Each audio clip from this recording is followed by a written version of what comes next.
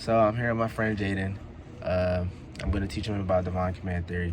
Do you know what divine command theory is? No. It's basically the idea, if God says don't steal, then it's wrong because God says so, not because it's hurting anybody or different reasons. It's just because God says so. Okay. And do you know why people believe this? No. So there's a few reasons. If God is all powerful and perfectly good, then it makes sense to trust his commands. And a lot of people get their moral compasses from religion, and it gives clear lines between right and wrong. There's like no gray area or no guessing, just God says so.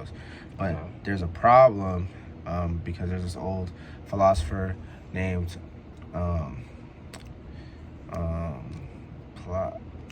Plato. It's called the Euthyphro dilemma. It's kind of like this. It's something good because God commands it, or does God command it because it's good? Either way causes problems. Wait, say it again. So the quote is something good because God commands it, or does God command it because it's good? Oh, okay. So like either way causes problems. So like let me explain both options real quick. If something is good just because God commands it, then what if God says something terrible like hurt innocent people? Would that suddenly be good? So that kind of contradicts it. Right. But if God commands something because it's already good, that means goodness exists outside of God, right? So then is God really the source of morality? So yeah, it's like a dilemma. That's why some people don't fully agree with the divine command theory.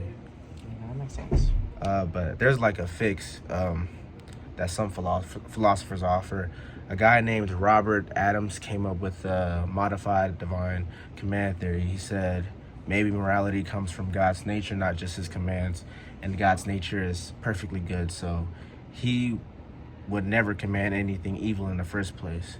That way, morality still depends on God, but it's not random. It's based on his unchanging goodness.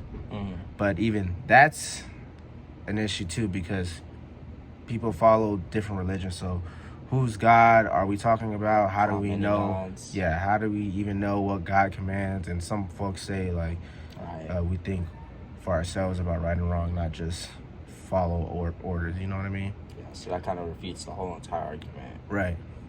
So what's the takeaway? Divine command theory says that right and wrong comes from God's will. It's simple and powerful, but when you dig into it, it raises deep questions, and that's what Spencer Case is exploring in this article. You feel me? So yeah, that's the divine command theory and dilemmas and all of that. Oh, okay. All right, cool.